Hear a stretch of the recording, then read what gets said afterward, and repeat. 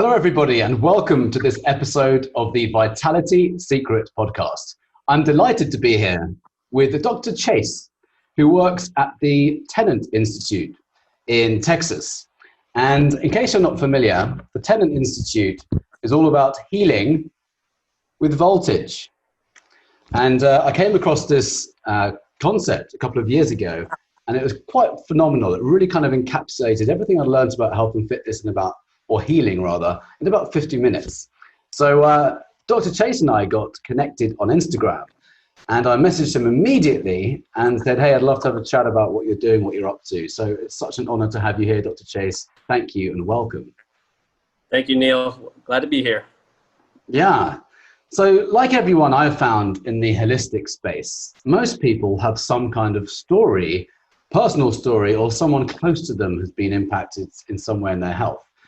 You come with your own personal story, don't you? And I'd love for you to share that, because when you shared it with me, I was blown away. So if you could share that with our listeners, that would be wonderful. Absolutely. So my whole journey started, I was 16 years old. When I was 16 years old, I had a hernia surgery. And before that, I was healthy as can be. I did football, basketball, all kinds of sports, no health problems. But after this hernia surgery, the doctors gave me painkillers, anti-inflammatories, and those ended up burning large ulcers in my stomach. So to try to correct those ulcers, they gave me antacids, and that ended up actually making me worse. So to make a long story short, I actually lost 50 pounds, and it brought me and my organs started shutting down. I went to all the best doctors across the country on paper, but none of them could help me in multiple states. We even called the Mayo Clinic, and they said, well, good luck. You've been to some of the doctors that trained us. They ran the same tests we would have run. You're a dead man. Good luck. So I was close to the end, and I had heard about Dr. Jerry Tennant. So a couple of days before I saw Dr. Tennant, my heart rate got as low as 36 beats a minute. So I was at the very end. And the day I saw him, my blood pressure was only 80/40. So it was a miracle I was even able to get up and walk. So I saw Dr. Tennant, and when I saw Dr. Tennant, it's amazing that everything that he said made sense. And after seeing all these practitioners and healthcare professionals, you see the experts in the world, they tell you over and over again, nothing we can do, good luck. And there were some that were hopeful, and it still didn't work. So I saw Dr. Tennant, and he gave me a protocol to follow. One of it being the Tennant biomodulator. So if you check into Dr. Tennant's story, you'll have to check into it sometime for those who haven't heard it before, but it's a device he developed that helps put healing frequencies in the body so that you can heal. So I followed his protocol with exactness, and which includes voltage with the biomodulator, nutrition, avoiding certain toxins. And after 2 weeks, I noticed a difference. And then I was actually completely better after a year, after being sick and almost dying for 3 years. And you did this yourself? For anyone. You did this yourself? Yes. That's amazing. I didn't know that. Yeah, so that's why I love. Go ahead. Did you get hold of this and then just follow it?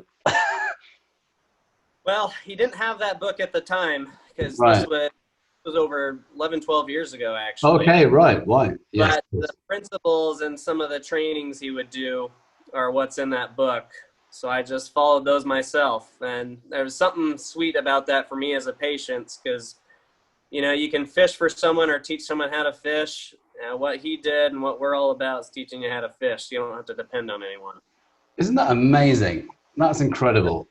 It really does show what we can do with our health when we really take our power, sounds so cheesy, take our power back and take ownership of our own body.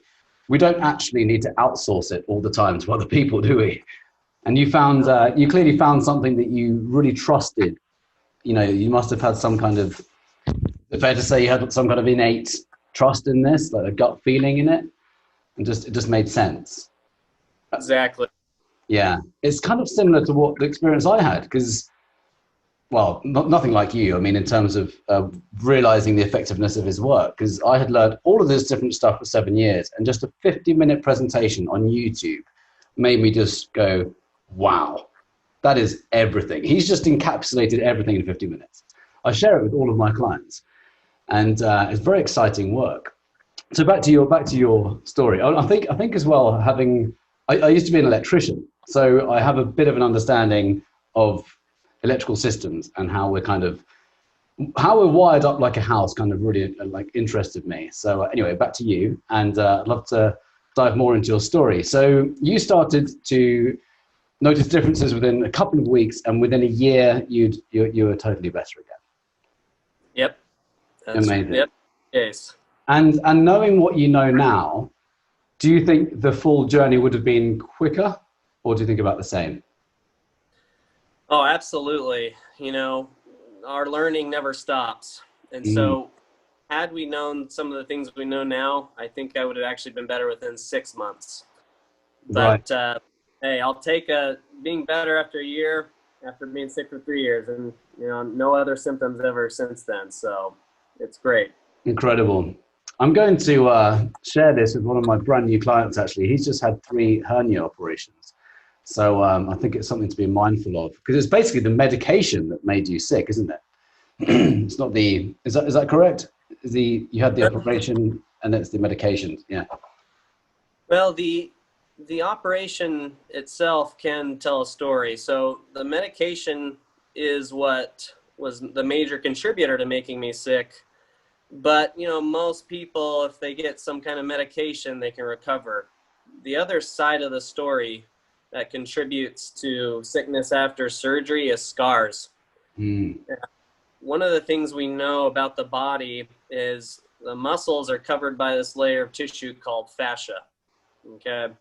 So the muscles are what's called piezoelectric. That means, when we move, we're actually charging our body, keeping our bodies healthy.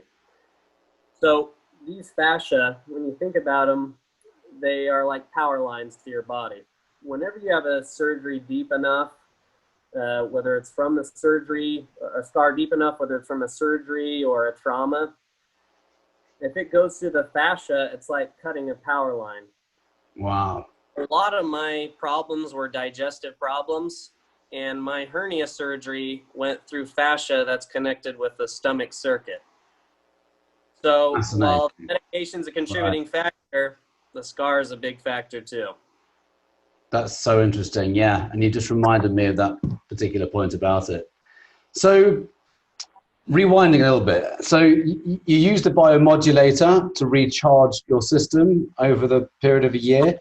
Do you reckon you can talk into the technology of healing is voltage, how it works? I mean, you've just covered a very important piece. Can we cover a little bit about the body electric and how we're wired up and how you then kind of can reverse engineer? I talk about reverse engineering all the time, but like how you can kind of go about this protocol. So I was going to ask if you can kind of not get too technical, but it's quite difficult not to get technical. But if you can, do your best, and I'll see if it is technical. I'll see if I can make it even simpler. Absolutely. Happy to do that. So again, this goes back to the fascia, that covering of muscles. Every muscle system is covered by this layer of tissue. And so if you think about the body is almost like stacks of batteries. Okay. That's a So what battery you're holding happens? right there. Yeah, that's a little rechargeable battery here. Yep. Our bodies are essentially rechargeable batteries. So whenever these batteries By the drop way, to zero, just quickly, isn't that a really cool thing to know? The body is yeah, like a rechargeable battery, and the fact that we're piezoelectric means that when we move and when we work out, we are literally charging up the body. That's why we need to be active. I just wanted to bring that point forward because it's a really poignant point. Sorry, please continue. absolutely. No, thank you for the input, Neil. So yeah, like you said, our bodies are rechargeable batteries. So what happens is whenever these batteries, the voltage drops to zero, the battery flips. And so that's when chronic disease and pain occur, is when your body doesn't have enough voltage to be able to heal. So one of the things, go ahead, It's Neil. a really important piece, and I love what you just said, because that's the idea of the polarity flipping from a negative to a positive. And I just might interject with a quick story of my own, because I think it really helps when people learn by stories as well. So in 2017, I got a cold. I couldn't shake it off. Obviously not very severe, but it bugged me because I just could not shake off this cold. And I went to go and see a kinesiologist. I mean, I live a pretty anti-inflammatory life, anti-inflammatory food. I'm active. I was by the ocean in LA, and there was no reason for me to be ill. And I thought, what's going on with my immune system? So I went to go and see a kinesiologist. For anyone who doesn't know, a kinesiologist is, it's someone who can muscle test you. And if you don't know what muscle testing is, it's asking the body's intelligence for answers. It's yes and no answers, because the body keeps a score of everything that's happened to us from the moment we're conceived until the present day. Is that fair? Do you think that's a good enough explanation of muscle testing, Dr. Chase? Absolutely, fantastic explanation. Okay, yeah. Cool. So I went to go and see, thank you for verifying that. So I went to go and see a kinesiologist, and this is 2017. And I told him about my cold that I just could not shake off. And he said, he just quickly tested me. In about 10 minutes, he said to me, these three teeth, the side of my face where I'd hold my phone. So I used to hold my phone here. That's the right-hand side of my mouth. I don't know how the mirroring works with the camera here. So that's the right-hand side of my mouth. And he told me that three of my teeth had become depolarized. Now, I didn't know what that meant. And he explained a little bit about the body electric. And he said, every electrical system that we have goes through our teeth, and our teeth are like circuit breakers. And he said, all of these organs are on different circuits, just like in a house. And again, your teeth are like circuit breakers, like the fuse board in the house, everything goes through them. And he said, these three teeth have become depolarized. So he asked my body told him that the charge had flipped. Just like Dr. Chase said, the battery flipped. And I'd gone from a net negative charge in these three teeth to a positive charge. They were connected to my immune system. So the treatment that he used with me was lasers. He used lasers on my teeth, like 3 sessions, totally went back to normal, and I continued my life as normal. By the way, that was just a cold. Can you imagine how many people have more severe illnesses and they have no idea about the role of their teeth in their body electric and their health and well-being? I just wanted to interject there, because you just said such a powerful thing. Absolutely. No, thank you. That's actually the perfect analogy. Thank you. Pleasure. So, yeah, so, coming off your story, probably one of the lasers that he used had something in it called scalar energy. Yes. A lot of energy out there right now is electromagnetic energy, but scalar energy is an ancient advanced waveform making a comeback. So if you think about it, electromagnetic energy is transverse, so it's linear. Scalar energy is more of a vortex or an implosion. So when it's that type of energy, we found that it can flip polarities. So that's one of the things we use with our Tennant biotransducer, is that can flip polarities. The other thing we found that can flip polarities is actually essential oils. Wow. Yes, you mentioned that. So once again, and that was key to your healing, is if this polarity is flipped, the body's not going to be able to recharge this battery. Once you correct the polarity, meaning you correct the positioning of this battery here, the plus and minus end, then you can use electromagnetic energy to charge the battery up so that things can heal. That's amazing. And by the way, when you say electromagnetic energy, you're not talking about using your cell phone. Yeah. That's the type that's like the dirty smog. That's the dirty electricity, which can flip the polarity in a negative way. But we can also use electromagnetic fields in a positive way, which can get confusing. I mean, a general rule of thumb is if it's man-made and if it's got anything to do with technology, with phones and laptops, not such a great EMF. In fact, 5G is going to cause a lot of problems, but let's not go into that right now. So go on a whole tangent. So you use you talked about the lasers being scalar energy and how you used the word implosion. You said it's more like, I think you, Well, is that right? when I say explosion, what you see, you bring up a good point, is the frequencies you use that are closer to nature, the closer they are, the more capable they are of healing the body. So in nature, you can see implosions where this is something called a longitudinal wave. Instead of curving like this, it goes in a wave like this. So are we talking Fibonacci? It gets closer to a point. Are we talking Fibonacci here? Yes. Yeah. Fibonacci is an implosion. Yeah. I mean, this is when Dr. Jerry Tennant talked about that. And he talked about how our DNA uses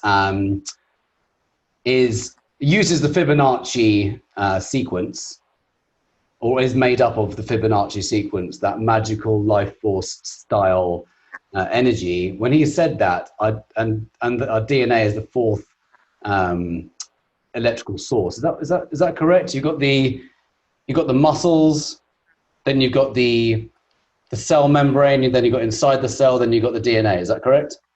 That's correct. Yes, the DNA helix is scalar energy. Spot on. We are literally made up, our DNA is made up of life force, is basically what we're saying, the scalar energy.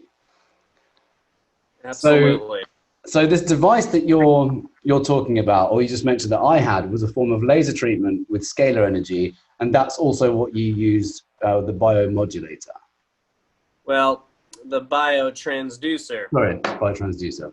The biotransducer, or again, we found that essential oils can correct polarity in certain combinations. That flips the battery in its correct positioning, and then to charge the system, or to charge that battery, you can use safe healing electromagnetic energy. So that's what the biomodulator uses. That's what makes it unique. It's basically a microcurrent biofeedback device. That's a fancy way of saying it sends healing frequencies into your body, and it's like a computer. It reads how your body responds to those frequencies and adapts how the signal is sent in. That way it's healing. Wow. That's amazing. Okay. So was there anything else you're going to say to that? Because I've got some questions.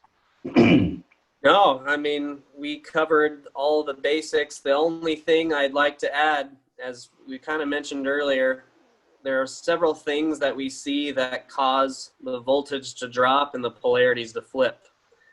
And that's dental infections, scars, emotions, thyroid problems, and toxins. Right. Okay. Brilliant. So let's just say, as you know, a characteristic of all chronic illness is low voltage to an organ. That's something that I just cannot get out of my head. I talk about it all the time. We are the body electric. If something goes wrong, it's because of low voltage. It's not because of a pharmaceutical imbalance. It's because of low voltage to an organ. So how does one go about reverse engineering how one might have low voltage to an organ? Maybe I'll reverse a little bit, because I kind of touched on it quickly. We have different organs on different systems, don't we? We're wired up like a house. They all go through our teeth. We have batteries that charge us up. And if we really simplify things, that's kind of how we can look at the body, isn't it? So we just go, okay, why is there less electricity getting to that light bulb? Why is that light bulb flickering, i.e. an organ? If that light bulb's flickering, is it the switch? Is it the one before that? And you kind of go, what's happening? So if someone has, I don't know, type 1 diabetes, I would suggest that means low voltage to the pancreas. So how would one go about kind of finding out why there is low voltage to the pancreas? Okay, great question. So this goes back to our list I talked about. Why is the voltage dropping? So the pancreas, you gave an example with diabetes. So again, dental infection is the #1 problem I see coming in for patients all over the world. And so the teeth that are on the spleen and pancreas circuit are your top molars and your bottom premolars. So whenever you have dental infection there, which usually comes in the form of a root canal, root canals are toxic to the body. That's the only procedure where dead tissue still stays in the body, because with a root canal, they drill through the tooth and they rip out all the arteries, nerves, and veins. When they do that, they fill in the tooth, you got dead tissue that stays in the body. That dead tissue flips your circuit breaker, like you gave the example of earlier. So that is one thing for someone with diabetes. That's one thing I would check for. Is there dead tissue in the form of a root canal, or even a tooth that was previously pulled where dead tissue is left in there? We look at the top molars and the bottom premolars. That's for dental infections. Another thing we see is, again, if there is a scar that someone had from a surgery or trauma across the back here, these muscles right here are actually on the spleen circuit. So if I had a scar from a surgery or trauma, it's cutting the power line to that spleen pancreas circuit. Wow. And then lastly, often you gave diabetes as an example. Let's get into the toxin part of it. Is that one of the toxins I see that affect diabetics is something called the Coxsackie virus, or in other words, it's commonly known as hand, foot, and mouth. And so the other final thing is emotions. We know that someone who worries too much, that'll drain their spleen pancreas circuit. So those are all examples of the list we'd run from. If someone came in with low voltage in the spleen pancreas circuit causing diabetes, those are often the culprits, but there could be something else involved. Interesting. Okay, so that's really very interesting. So when type 1 diabetes is developed in life, it's an autoimmune disease, isn't it? Which is normally a result of leaky gut, which is normally a result of some kind of toxin or trauma. That's kind of the way I see it. And you just kind of gone even further. So, and the trauma bit's really interesting, isn't it? Because you just use the idea of worry. And if someone gets worried, that can lead to the cascade of challenges after that.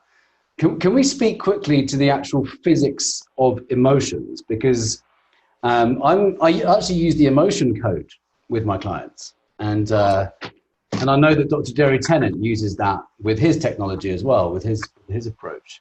But there's lots of ways, aren't there, to release the emotions. But something that's very interesting about emotions, people don't understand that there's actually electromagnetic radiation, or they're comprised of electromagnetic radiation, like sorry, I shouldn't say radiation, should I? There's like electromagnetic bundles of energy. They're not radiation, they're bundles of energy. And they can compromise the flow of electricity, can't they, on our organs? So, and by the way, I love this, I love the slogan, the organs weep the tears, the eyes never shed. Have you heard that one? So, yeah, we kind of know we need to release the emotions. We're not being told how to release the emotions. We don't need to go and do years of talk therapy, because that's normally not effective anyway. But we can actually release these emotions which block the flow of electricity around the body. And I think Dr. Jerry Tennant said in that interview, he said all illness is a result of, ultimately can be traced back to an emotion, even when it's the teeth, because the emotion comes first. Is that correct? That is correct. So some kind of trauma, some kind of trapped emotion initially compromises the flow of electricity, and it often gets blocked in the teeth, and then the voltage drops. And it's very interesting as well what you just said about the scarring around the back. That's so interesting. So is there argument to say, let's use the example of pancreas, because the leaky gut, let's say it's leaky gut triggering poor communication between that and the pancreas, and then it attacks the beta cells or the alpha cells of the pancreas. Do you then kind of get out your electrical gadgets and go, what's going on here? Is that how do you do that in practice in your That's a fantastic question. So, you know, one of the things we do is first we're able to check the actual polarity of each of the organs. Okay. Once you establish the polarity, if it's flipped, you can then get the numerical reading of the voltage. Wow. So we use something called a mead, and we're able to measure different parts of the body, and it'll give us a numerical reading of the voltage. So what I think is important in this type of work is, you know, you heard about, they used acupuncture for thousands of years. But we're trying to get down to the numbers because we want to be able to combine and bridge the gap between Eastern and Western medicine, which is going to be key for everyone's work in the integrative alternative field to move forward. So again, check the polarities, you measure the voltage. Based on your voltage readings, it tells you a story. The body should run at minus 25 millivolts. In order for the body to heal, let's get back to the cellular level. Your cells are your building blocks for your body. And that's what Dr. Tennant says. If you can get one cell to work, well, technically all your tissue should work, your organs should work, your whole body should work. So we know the body is designed to run at minus 25 millivolts. For a cell to heal and go back to normal, it needs to go up to minus 50 millivolts. So anything, chronic disease and pain occur anytime you get anything below minus 25 millivolts. Wow. It's weird. It's kind of confusing, isn't it? Because we say go up to minus 50. So it goes minus 20 or minus 25 up to minus 50, but that doesn't make sense, does it? It's the net negative charge, isn't it, that we need to pay attention to? Because when it goes into a positive charge, that's when we're in dis-ease. Exactly. Yeah. So that's a good point. And so, you know, we say minus 50 millivolts. Millivolts are the measurement of electrons, and electrons are negative. So exactly, minus 25 up to minus 50 and back. So an example I could give is if I was to measure the voltage of my thumb right now, it'd be about minus 25 millivolts. If I hit my thumb with a hammer and everything's working right, the thumb gets red, inflamed, and swollen, right? If you measure the voltage of that thumb, it jumps up to minus 50 millivolts. When the thumb heals and goes back to normal, it should be back at minus 25 again. But if I have a thumb that has a chronic disease, pain, cancer, arthritis, you name it, it'll be anything below minus 25. So this translates to any part of the body, organ, tissue, you name it. This is that's such a great analogy, isn't it? And you can, when we take that one analogy of the thumb going red, you hit it with a hammer, and you can see all that happens. You can see you can see the inflammation. You can see that happens throughout systemically in the body, and it's the underlying condition behind every chronic illness. Almost every chronic illness and dis-ease is chronic inflammation, under which there is always a cause or several. So if you can imagine that the thumb gets really red and inflamed, I think what Jerry Tennant said is you can throw all the drugs at it if you like. You can throw painkillers, you can do all sorts of pharmaceuticals, but unless there is enough voltage to go back to the thumb, then it will never heal. So thinking about illness and dis-ease, why do we have people taking medications until the day they die once they start developing, I don't know, high blood pressure or type 2 diabetes? They're not addressing why there's low voltage to the organs responsible for the illness. So we can throw as many drugs as we like into the system, but it's never going to address the electricity. It's never going to address the voltage. So that thumb analogy, I love that one because it's something that everyone can understand. It needs to be able to drop to minus 50 to repair. And the only way we do that is by giving the cells what they need to thrive, removing the toxins, and maybe paying attention to scarring and that kind of stuff. and mouth work. Absolutely. You touched on something earlier, just before I forget. If someone's had a tooth pulled and therefore there's nothing left, is it still possible to raise the voltage in those circuits and keep it up? Absolutely. So, Hoping you'd say that. one of the things is the teeth are essentially like crystals. That's what's amazing about them. So the best thing we can do is to be able to keep the teeth in if possible. However, there's some instances where if there's severe dental infection and the tooth can't be saved, the only way to do it is to be able to pull the tooth. Again, if I had a root canal, that's something I would pull because it's a dead tooth. So ideally, you do everything you can to save the teeth. But again, there's some instances you got to have it pulled. Even if it has been pulled, though, as we mentioned earlier, there's multiple mechanisms for charging the muscle battery packs. You get charged from the fascia, you get charged in the cell membrane. So just because a tooth is pulled, it doesn't mean it's the end. Good. I mean, I guess we know that anyway, because if you have a root canal, you take the root canal out and people get better. That we immediately know that it's happening. I just wanted you to answer that question. I mean, Dr. Jerry Tennant's story is pretty insane, isn't it? He was bedbound for what?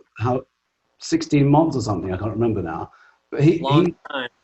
He had, I think he said he had 3 hours a day in which to research cellular biology or cell biology. And that's when he discovered all the idea of pH in a liquid and voltage and everything else, and we need energy and etc. But he had his root canal out, didn't he? And it spurted all over his. He talks about it in quite a graphic way, but it spurted all over his surgeon, and then shortly after that, his body started to balance again, didn't it? I'm kind of shortening this whole story, but is that right? Is that kind of spot on? You're spot on. And there's that documentary called Root Cause, which I think is brilliant. And of course, it's been pulled from Netflix and Amazon because it's controversial, because it's true.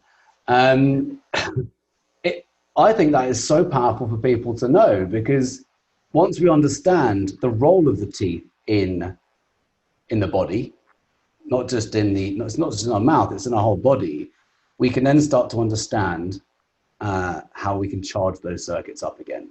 So coming back to the question, when a tooth is pulled, obviously the number one best thing is to save the tooth, but if the tooth is pulled, you can then use any of the 4 charging systems to bring up the electricity again. I mean, if we're talking about one meridian system, for example, let's use the example of the pancreas, because that's the one I used earlier. Yeah. You mentioned essential oils. So you can raise the electricity, you can raise the voltage with essential oils. Right. Maybe you could use something like, in fact, a practitioner who lives near me over there, she uses this kind of I call her a quantum healer. She uses this vibration thing, which charges the electricity as well. And she did a treatment on me, and she's putting it on the different points of my feet and arms. Is the main one you use then essential oils? I've been on the Tennant Institute and I've seen a lot of essential oils. Is that? Essential oils is one of them you can use. We know that all the circuits and all the voltage can come through the hands and the feet. So one of the things we use is there are foot plates and hand grips we can plug into the biomodulator that charges your whole system. Kind of cool. Other options are, if you want to charge an individual organ system, you can put patches that plug into the biomodulator certain places. But again, this all goes back, I believe that God or Mother Nature has given us ways to recharge our system too. We know one of the things that can also recharge your system is putting your feet in the grass and the dirt. I'm so glad. I got goosebumps when you said that. I'm so glad you said that. I wrote about that in my book. It's grounding.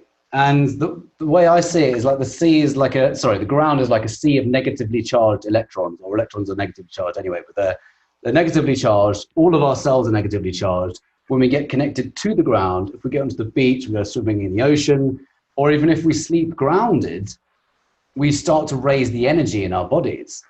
In fact, one of my latest clients, they're a couple actually, they read that in my book and they started using grounding sheets.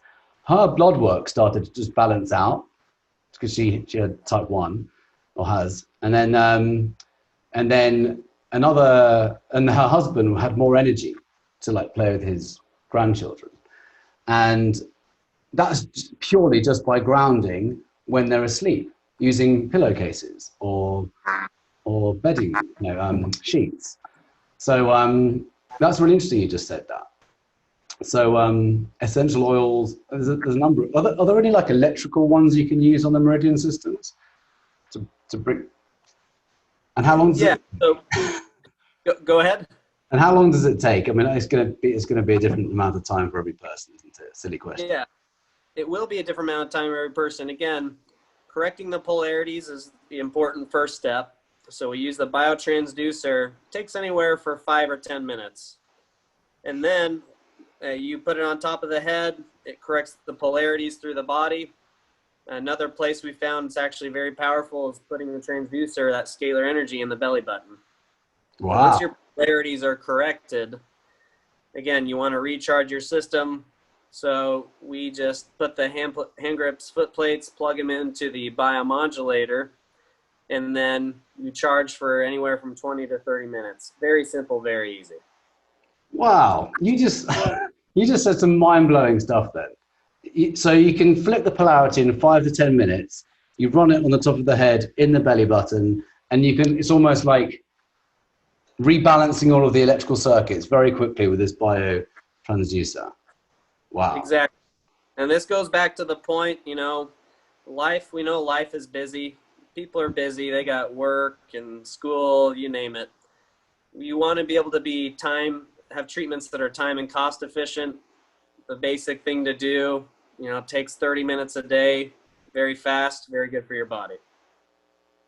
And what would that be? Well, again, correcting polarities, whether you use a transducer or essential oils, and then recharging. So you do that every day? Modulator, ground, you name it. Okay, so you would actually do that every day. It's not like a one-stop, but once. How many sessions of the biotransducer and the things would you normally do? Great question. Just depends. So, it's something you can use every day. For people who have severe chronic disease and pain, it's definitely something they got to use every day. Then when your body gets well, slowly but surely, you don't have to use it every day, but it doesn't hurt to because it's a preventative measure too. Oh, I see. Right. Interesting. Very interesting. Right. Okay. Wow. That's incredible. So what other questions do I have? I mean, the main ones I wanted to address, I've addressed. So would you say, knowing what you know now, you've been working this for 11 years, would you say that the body can heal anything? Absolutely. Seeing it for myself as a patient and seeing patients all over the world, I believe the body has the capability of healing anything. Brilliant. So that's the one thing you tell every person is that they've probably been told over and over again that there's no hope. There's always hope. Always hope. Yeah, it makes me so sad when I see people just believing that kind of news from people who've just gone through one method of learning. That's ultimately all Western medicine is. It's just one method of learning. And before 1910, there were tons of natural approaches to medicine. Anyway, won't get into that. I love this work, Dr. Chase. It's just incredible. Can you give maybe a couple of examples of some really awesome healing stories, just kind of name? I know you probably can't make claims, can you? Yeah, since I practice here in the United States, there are certain conditions where we can help support to get your body to normal physiology, but we can't claim to cure or treat everything. Yeah. But again, this goes to the baseline principle. You find where the voltage is low, you correct it, and things correct. The body is self-healing. So, you know, some interesting cases is we had a young female athlete who had to stop running track because of chronic fatigue and chronic pain, and found low voltage. There was luckily no dental infection. However, there were several sources of lowering voltage. There was toxins and emotions. One of our emotion people here in the clinic, her name is Dr. Marshall.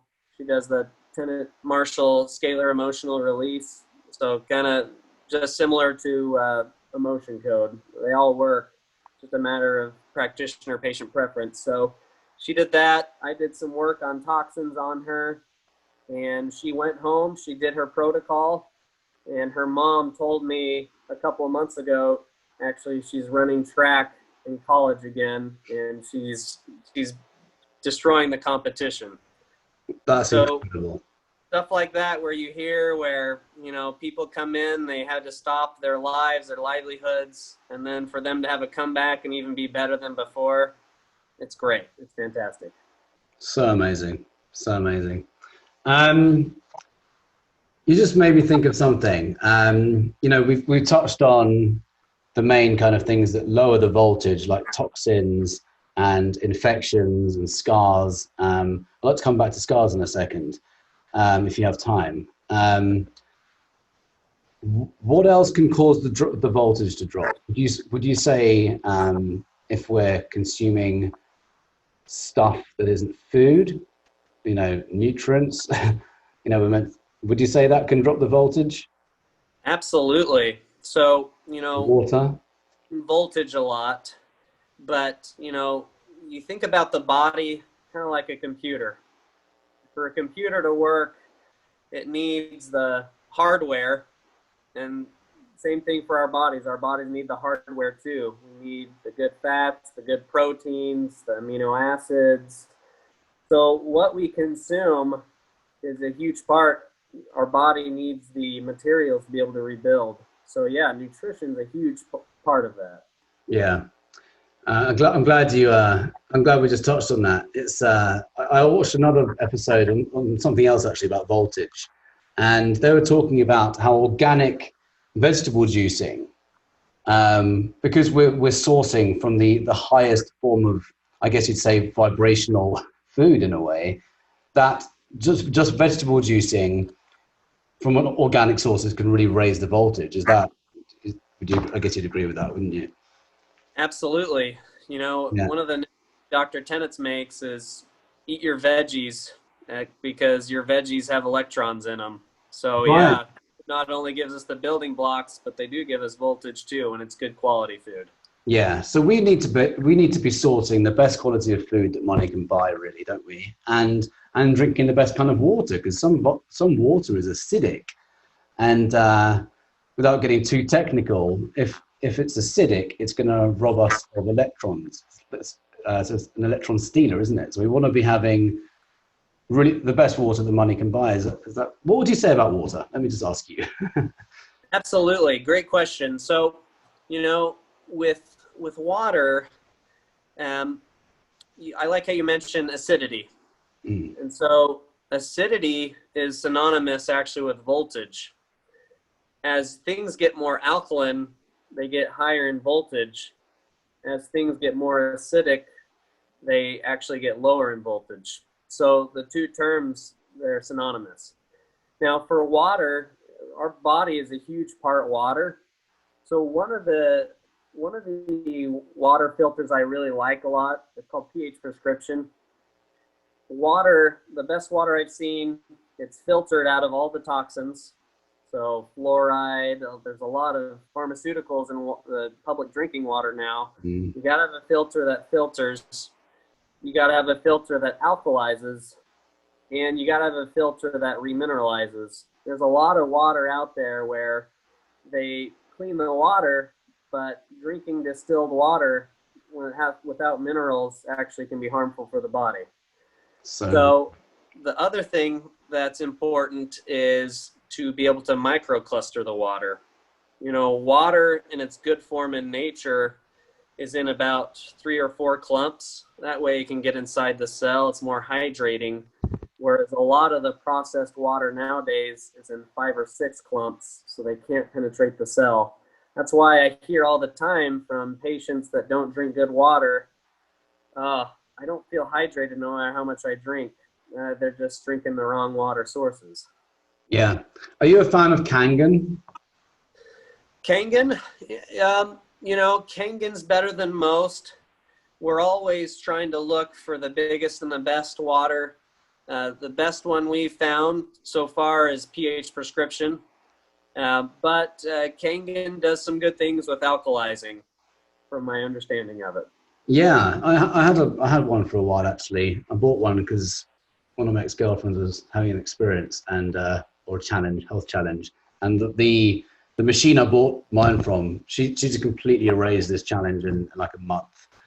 Amazing. And I thought that was phenomenal. I think it's pretty amazing. It's quite interesting what you say. It's got to be filtered, alkalized, and remineralized. Because reverse osmosis can take out all the stuff, can't it? It can take out all the toxins. Although reverse osmosis doesn't alkalize it, but it also strips it of its minerals. So you end up drinking water that doesn't have minerals in it. I might add as well that maybe there's a fourth piece to what you said. Oh no, you did say a fourth piece about the, I'm sorry, what did you call it? The cluster? Microcluster. Microclusters, that bit. And there's also the idea of structuring the water, like as per Dr. Emoto. If you're not familiar with that, it's just phenomenal because water contains energy. And I see that we should be drinking water as pure as it can be. In an ideal world, we'd be drinking it from springs, and it's gone, from all the natural filtering mechanisms and rocks and minerals and all this kind of stuff. And it's devoid of it's got no toxins in it whatsoever. It's naturally alkaline, and it's also structured. And the structuring is about how the water contains all of these different crystals. And this is where it's going to sound crazy, but science has shown, Dr. Emoto has shown that when water is subjected to different emotions, the crystalline structure is changed. And if it's subjected to emotions of love and appreciation, I know you know this, Dr. Jason, just sharing it for the listeners. When it's exposed to emotions of love and appreciation, it has this beautiful snowflake-like structure. And if it's just subjected to emotions of hate and fear and whatnot, they're like there's no crystalline structure. And also, if water is exposed to music like Mozart and Beethoven, this beautiful classical music, it has this beautiful snowflake-like structure, compared with like thrash metal and dark music. It has no structure. And given we're the majority part of us is water, we want to be drinking the best water we can get our hands on. And coming back to the body electric, that can help to raise the voltage and give our cells what they need to thrive off. Oxygen, water, nutrients, and then they need to be able to get rid of waste, don't they? Not deal with too many toxins. So we've just covered water. I do have another question about scarring. So if someone has scarring, how does one bypass the scar? How do you kind of, you know what I'm trying to say? If there's a scar. Yeah. So what we found is that, again, we liken a scar to a power line that's been cut in your body. So over time, that power line in your body reconnects it, but there's not energy going through it. So one of the things we found that can correct scars to put energy back through in that area is using scalar energy. We take a blend. Sorry, my internet dropped for like 2 seconds. You got to there and you said one of the best ways to correct a scar is? One of the best ways to correct a scar is putting scalar energy into it. Okay. So whatever the scar is, if you muscle test it, like using the kinesiology like you'd found, it'll be weak.